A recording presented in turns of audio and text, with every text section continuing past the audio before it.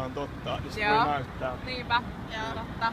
Että on vaan sillä, että sanoo, menee kertoa, että joo, tyypillä kasvoi jalka. Niin. Ja sitten on silleen, juu niin. Otatko sä vielä uudestaan asennon siihen? Joo.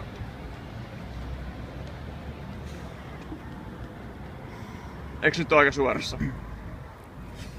Okei. Joo. Eli tästä yläpuolelta näkee aika hyvin. Tuossa säkin katsoo yläpuolelta, niin se... Näetkö sä siitä hyvin? Okei. Totta oikeesti Okei. mä näen sen itekin tästä, että mulla on Joo. ihan vitun eri pituiset jalat. Noin. Jeesuksen nimessä oikea jalka kasva.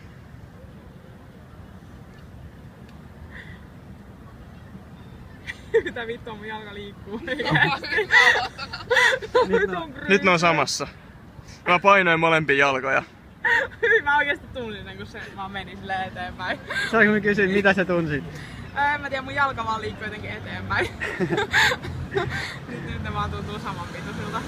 Nyt ne on... Tää on tosi outoa, koska mä en koe olevani mitenkään kristitty tai uskonnollinen henkilö.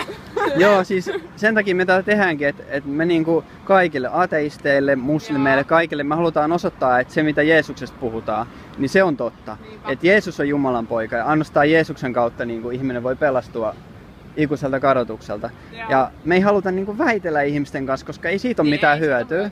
Et sen takia me näytetään konkreettisesti. Joo. Silloin ihmiset uskoo. Hei, tehdään sillä, että kävele ihan pieni ympyrä tässä. Ja sitten me takaisin istuun, niin voidaan tarkistaa, että ne varmasti kasvo, ettei ole mitään huijausta tässä.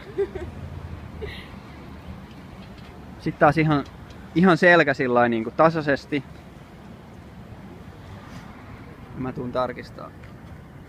Kyllä. Tää on tosi outoa oikeesti. Ihan himo outoa. Niinpä. Sen takia me halutaan kuvata, koska ihmiset ei vaan usko meidän sanoja pelkästään. Niinpä. Kiitos tosi paljon. Saadaanko me käyttää tätä videoa opettaa muita? Joo, käyttäkää vaan. Kiitos.